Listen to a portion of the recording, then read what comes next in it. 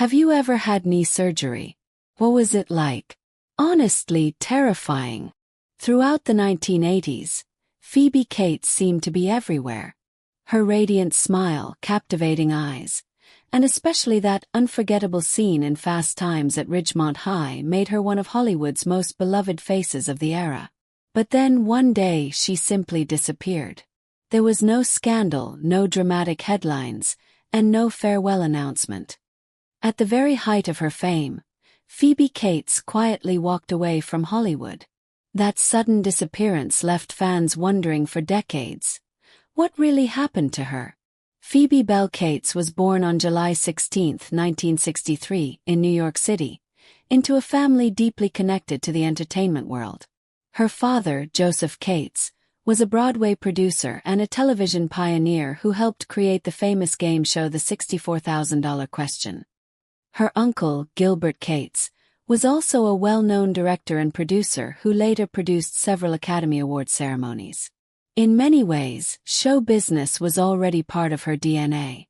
Growing up in the vibrant cultural atmosphere of New York during the 1960s and 1970s, Phoebe was surrounded by creativity from an early age. She attended Miss Hewitt School and later Professional Children's School, institutions known for supporting young talents who pursued careers in the arts. Even as a child, Phoebe stood out.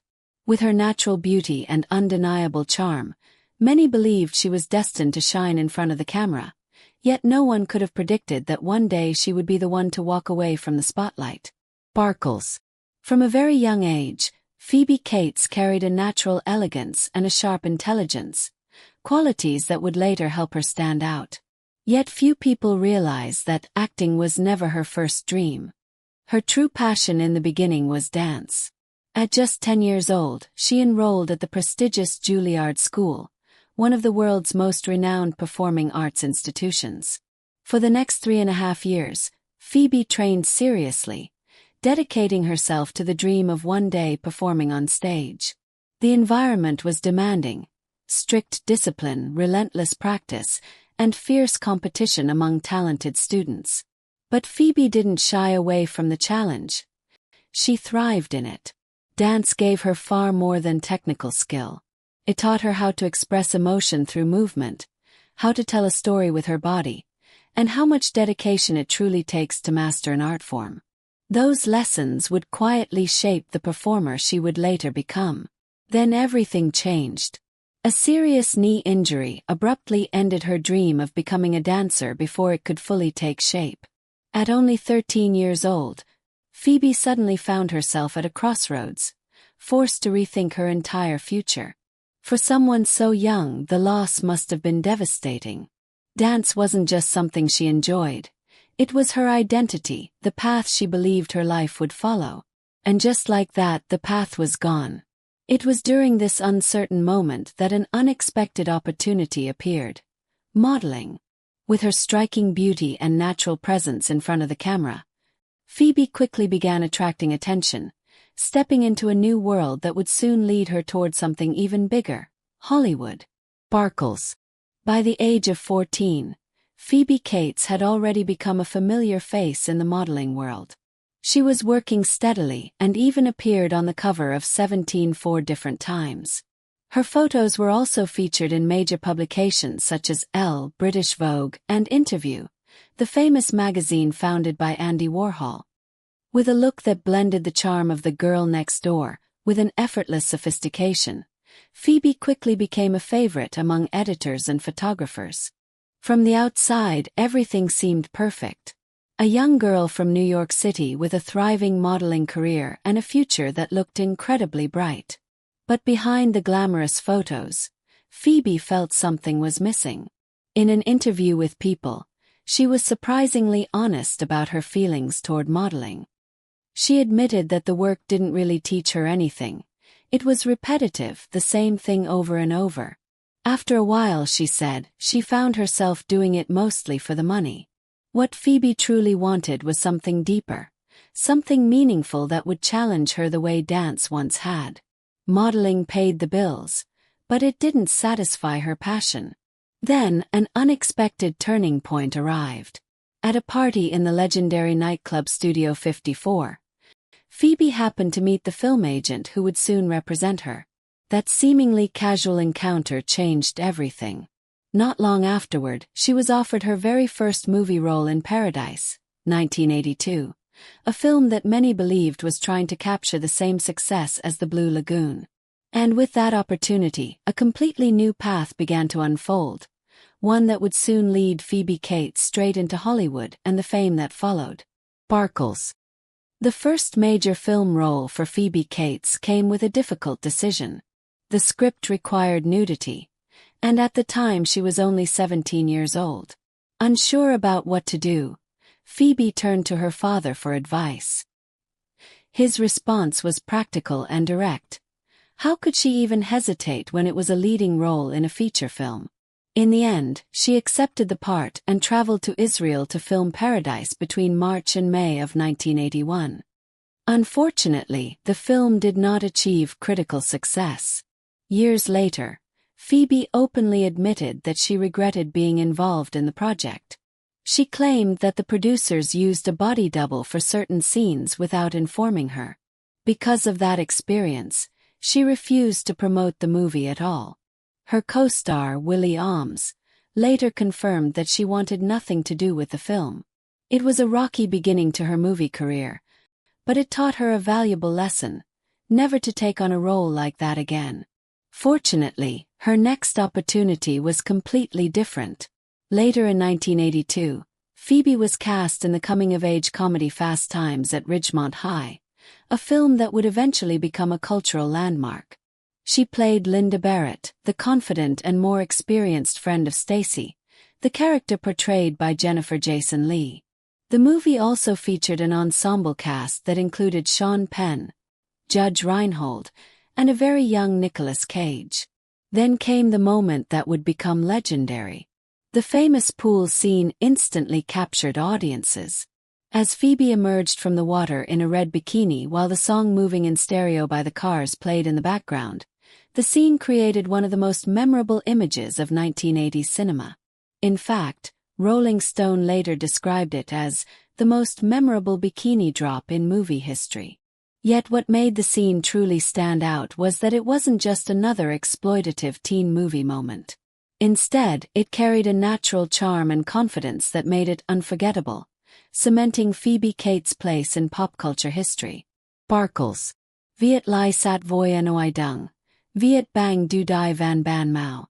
The role required nudity, and at just 17 years old, Phoebe Cates felt uncertain about whether she should accept it. Wanting guidance, she turned to her father for advice.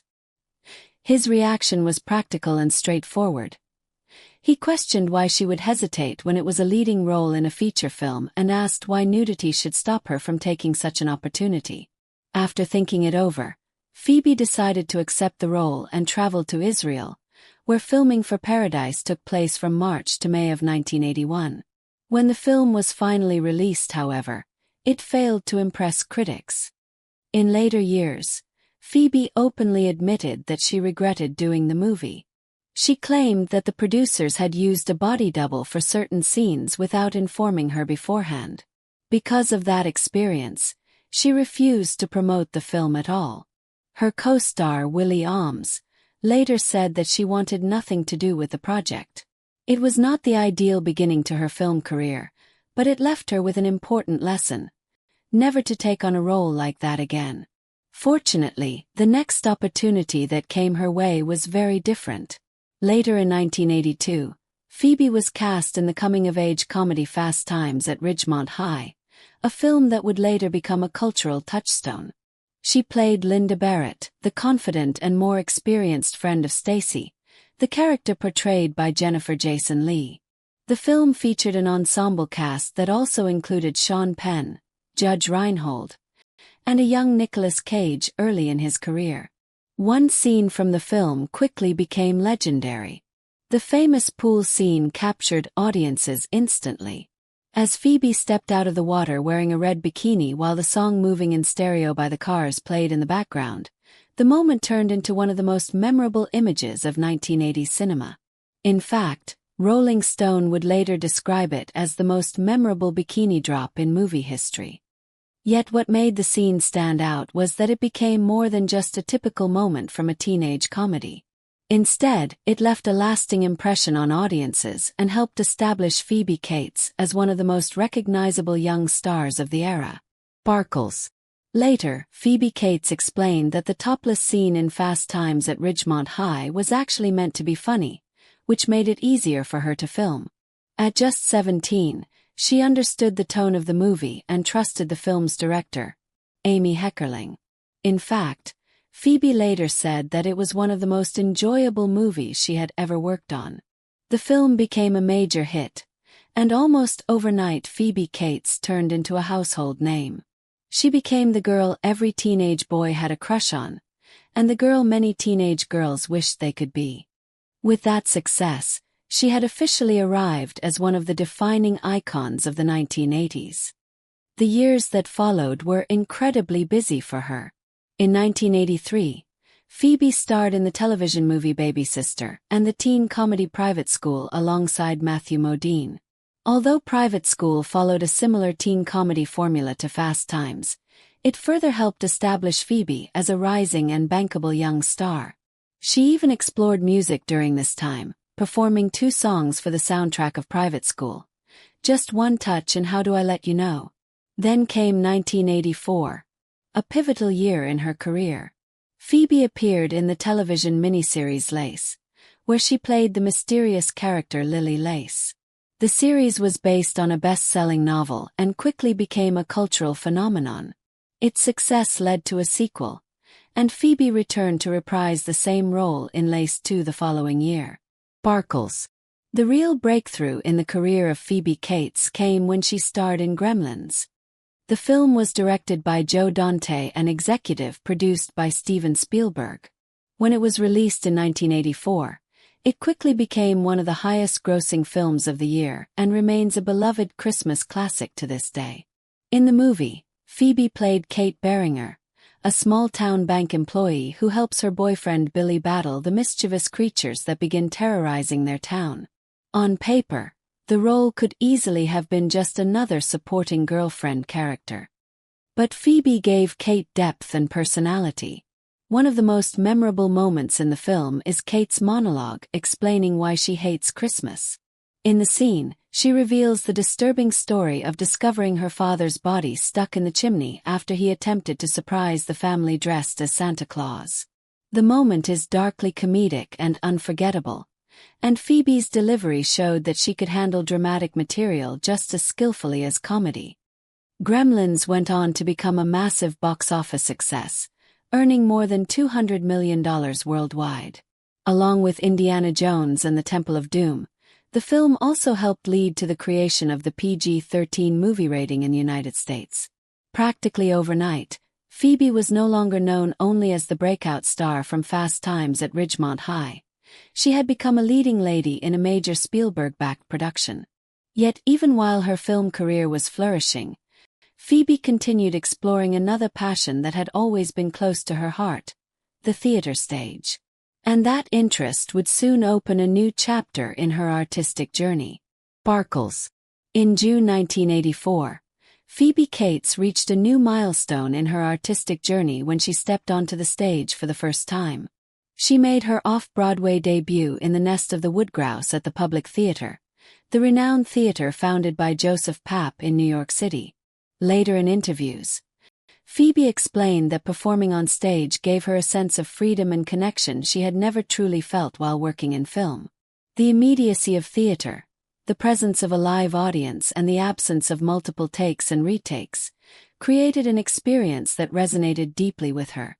2 years later, she returned to off-Broadway in the play Rich Relations by David Henry Hwang at Second Stage Theater. Then, in December 1989, Phoebe achieved a milestone many actors only dream about: her Broadway debut. She appeared in a revival of The 10th Man by Paddy Chayefsky at the Vivian Beaumont Theater on Broadway. It was a significant accomplishment, proving that she was more than just a film star. She was a serious stage actress as well. In a 1988 interview, Phoebe spoke candidly about her views on film versus theater. She explained that there simply were not many strong roles for women in movies at the time, while theater offered a wide range of compelling female characters. In fact, she admitted that theater was what she enjoyed doing the most. It was a revealing statement from someone who, from the outside, appeared to have Hollywood completely at her feet. Even so, film offers continued to arrive throughout the 1980s. In 1987, Phoebe starred in the fantasy romantic comedy Date with an Angel. However, the film failed to connect strongly with audiences, hinting that her film career might soon be entering a different and more uncertain phase. Sparkles. In 1988, Phoebe Cates appeared in Bright Lights, Big City alongside Michael J. Fox. The film was based on the acclaimed novel by J. McInerney and explored the sense of emptiness. But Phoebe had always been someone who knew exactly what she wanted. And what she wanted was something she had dreamed about for years: a general store. In the fall of 2005, Phoebe opened Blue Tree, a boutique located on Madison Avenue in the Carnegie Hill neighborhood of New York City. The store's name was suggested by her husband, Kevin Kline. Her idea for the shop was simple. She wanted it to feel like a traditional general store, but with a twist. As Phoebe described it, the space would offer a surprise around every turn, a place where visitors could always discover something unexpected whenever they walked through the door. Sparkles. The boutique Blue Tree owned by Phoebe Cates is far from a typical celebrity vanity project. In fact, Phoebe is deeply involved in nearly every aspect of the store. She personally curates the selection, carefully choosing items that range from high-end women's clothing and jewelry to antiques, perfume, candles, art, photography, books, vintage LPs, and even stuffed animals. The prices vary just as widely as the products, from about $25 to as much as $25,000. The New York Times once described the shop as a version of Elizabeth Street for the Carnegie Hill crowd, essentially a small oasis of downtown aesthetic offered at ladies who lunch prices. But what truly makes the store special isn't just the merchandise. It's Phoebe herself. She is often there in person, greeting customers, helping them find the perfect gift, or putting together a stylish look. Occasionally, customers even tell her that she looks like Phoebe Cates. She usually smiles and jokes that she hears that all the time. Her sense of humor and down-to-earth personality have helped Blue Tree build a loyal following, not only in the neighborhood but from visitors around the world. In many ways, the store reflects everything Phoebe values: creativity, craftsmanship, individuality, and above all, genuine personal connection. Sparkles. At Blue Tree, the philosophy of Phoebe Cates is simple. The store isn't about mass production or chasing the latest trends. Instead, Phoebe focuses on finding beautiful, unique items, things that truly speak to people, and sharing them with others. In many ways, this approach is the complete opposite of her modeling career, which she once described as repetitive and unfulfilling. Nearly 2 decades after it first opened, Blue Tree is still thriving. Its success reflects Phoebe's vision and dedication. She created something lasting, something meaningful, and something entirely her own. While Phoebe stepped away from the spotlight, her family life continued to flourish. Her husband, Kevin Kline, has maintained a remarkable acting career. In 1989, he won the Academy Award for Best Supporting Actor for his performance in A Fish Called Wanda, and throughout his career he has also earned 3 Tony Awards for his work in theater. Over nearly 5 decades, Kevin has appeared in countless films while continuing to dedicate time to his family. Their children have also followed creative paths of their own. Their son, Owen Kline, appeared in the critically acclaimed 2005 film The Squid and the Whale. Then in 2022 he made his directorial debut with Funny Pages, a coming-of-age dark comedy that premiered at the Cannes Film Festival, marking the next creative chapter for the family. Sparkles. Their son, Owen Kline, has been carving out his own path in independent cinema. But he isn't the only one in the family pursuing a creative life. Their daughter, Greta Kline, chose a completely different direction. Performing under the stage name Frankie Cosmos, she became a musician and singer-songwriter, releasing multiple albums and building a devoted following within the indie rock scene. Her music is known for its intimate, introspective lyrics and her remarkably prolific output. At the Toronto International Film Festival in 2024, Kevin Kline made some rare comments about his marriage to Phoebe Cates. With his usual humor, he joked that in Hollywood, if a marriage lasts more than 6 months, you're practically ready to be listed in the Guinness World Records. But he quickly shifted to a more sincere tone when speaking about his wife. Kevin said that Phoebe has always been the grounded one, the person who truly has her head on her shoulders, unlike him, as he joked. In fact, he added that he often ends up resting his own head on her shoulders. He described her as a wonderful wife, an incredible mother, and above all a genuinely good person who helps keep him honest and balanced. Living quietly in their home in Manhattan, far from the constant glare of Hollywood, Kevin and Phoebe have managed to build something increasingly rare in the entertainment industry. A lasting partnership that has endured for decades. More than 2 decades have passed since Phoebe Cates last appeared in a feature film. However, the door to her acting career hasn't been completely closed. In 2015, she made a small but notable return by lending her voice to the video game Lego Dimensions, reprising her character from Gremlins. It suggested that if the right project ever came along, something that truly spoke to her, she might consider returning. But Phoebe isn't waiting for the phone to ring, and she clearly doesn't miss the Hollywood life she left behind. Even so, her legacy remains powerful. Every Christmas season, Gremlins is still played, introducing new generations to Kate Barringer and her darkly humorous monologue. Meanwhile, Fast Times at Ridgemont High is widely regarded as one of the greatest teen comedies ever made. A film that captured the reality of adolescence rather than presenting a sanitized version of it. And of course, that famous pool scene from the film, whether people love it or see it as a product of its time, remains an unforgettable moment in movie history. Yet perhaps Phoebe's most meaningful legacy isn't tied to any single film. Instead, it lies in the life she chose to live. In an industry that often measures success through fame and constant visibility, Phoebe defined success in her own way. She worked when she wanted to work, and when she decided it was time to step away, she did so quietly, without regret, simply choosing the life that truly made her happy. Sparkles. Phoebe Cates stepped away from the Hollywood spotlight exactly when she wanted to. There was no drama and no regret. Instead, she focused on raising her children, building a business she truly loved, and continuing her marriage with a man she fell in love with more than 4 decades ago, Kevin Kline. In a world that constantly celebrates fame and attention, that choice carries a quiet kind of power. We live in a culture where leaving the spotlight is sometimes seen as failure, as if a person's value is measured only by how visible they remain in the public eye.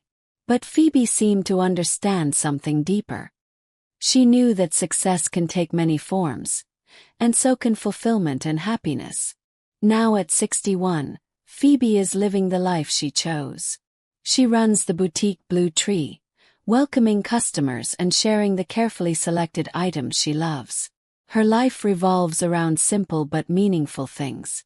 She spends time with her husband, Kevin Kline, now 77, who continues to work but always returns home to their apartment on the Upper East Side in New York City.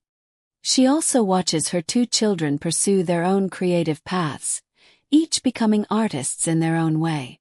Phoebe rarely gives interviews.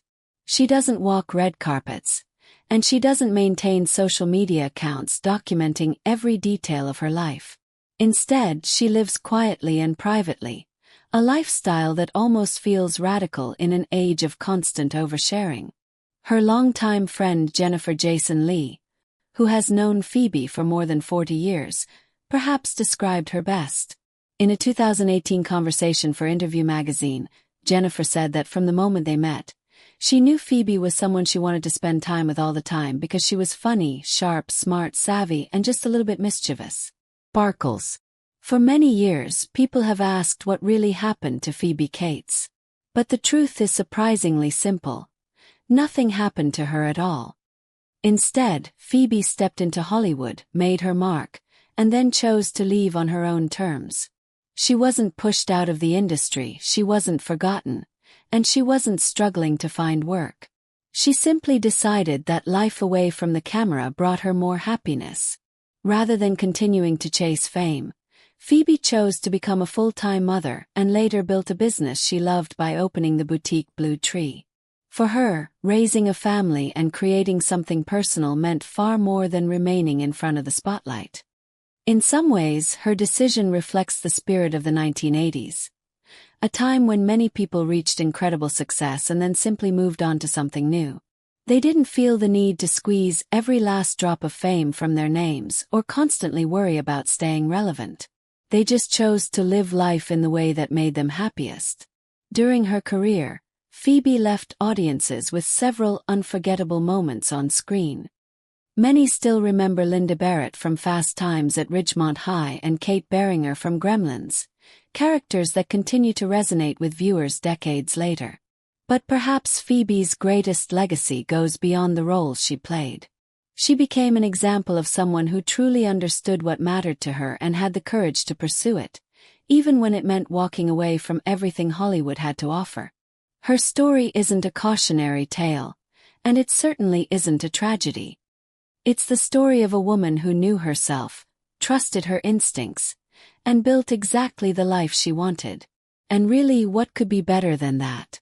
If you enjoyed learning about Phoebe Cates and the remarkable life she built away from Hollywood, don't forget to like the video and subscribe for more stories about the stars you remember and still wonder about today. Sparkles.